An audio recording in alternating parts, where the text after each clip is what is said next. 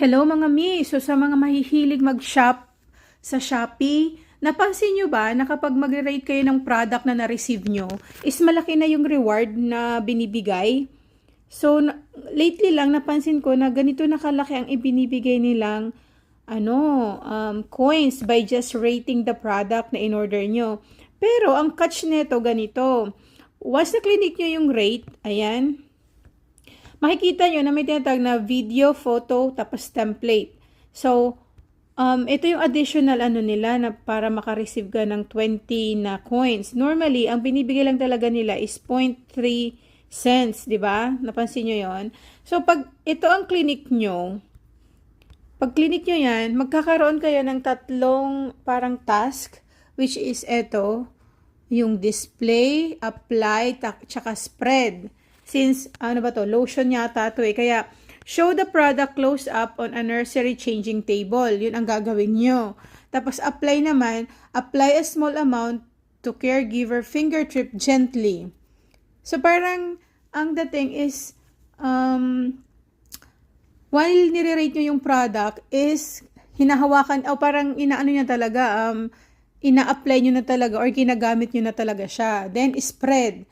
Spread the product on baby doll forearm softly. So, ganun na ngayon ang pag-rate para makakuha kayo ng 20 coins.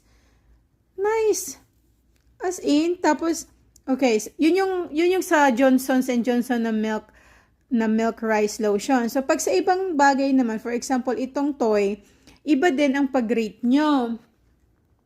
So, gagawin nyo ganito. So, once na product siya, nakalagay, place product on soft play matte surface. Di gagawin niyo yan.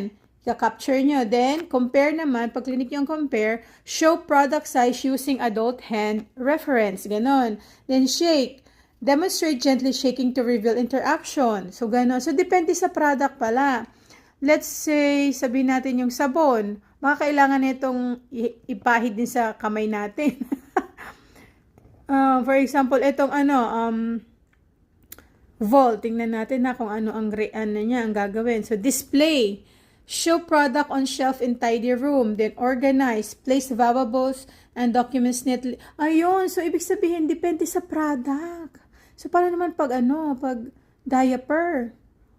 So, pag diaper naman, display. Show product stock on changing table surface. Then, open the product and stretch the waistband gently. Then, dressing, slide product, baby doll. So, baby doll ang gagamitin yung parang model.